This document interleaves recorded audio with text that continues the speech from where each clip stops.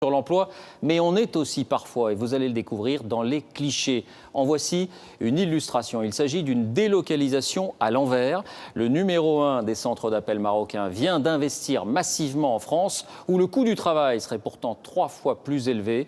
Reportage Julien Dupéret, Dominique Bonnet.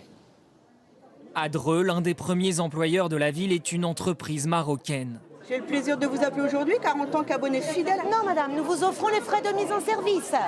Ce centre d'appel a été racheté il y a quelques mois par un spécialiste marocain du secteur. Non, du tout, madame, rassurez-vous. 130 nouveaux CDI créés, un investissement venu de l'étranger inespéré pour les salariés, alors que le chômage dans la ville dépasse les 12%. Ce que je voudrais pas, c'est qu'ils délocalisent, parce que moi, j'ai pas envie d'aller au Maroc. L'idée n'est pas le fait qu'on soit racheté ou pas.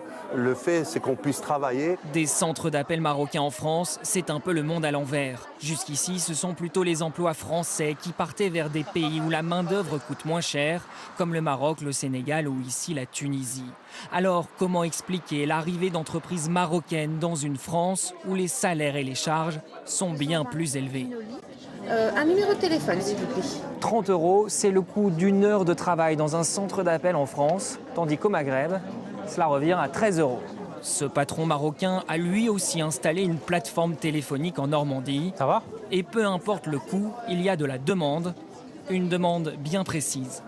On a certains clients qui vont avoir différents types d'appels. Et pour des appels un peu plus sensibles, ils préfèrent que ce soit géré en France. Et les appels un peu plus standardisés, ils vont être dans une logique de réduction de coûts. Alors on va les traiter au Maroc. C'est le cas par exemple de l'administration qui gère les infractions routières. Pas question pour son patron de confier les relations avec les usagers à des téléconseillers qui n'ont jamais mis un pied en France.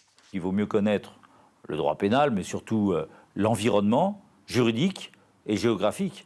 Il faut connaître un peu le code de la route. Donc nous, on souhaite que les téléconseillers disposent d'un permis de conduire ou d'un apprentissage au permis de conduire. C'est ce qui permet de répondre plus facilement aux gens. Services publics, banques, assurances, ils sont nombreux à exiger des centres d'appel Made in France. Aujourd'hui, les plateformes téléphoniques françaises comptent encore 270 000 salariés contre 60 000 au Maroc. On en vient maintenant au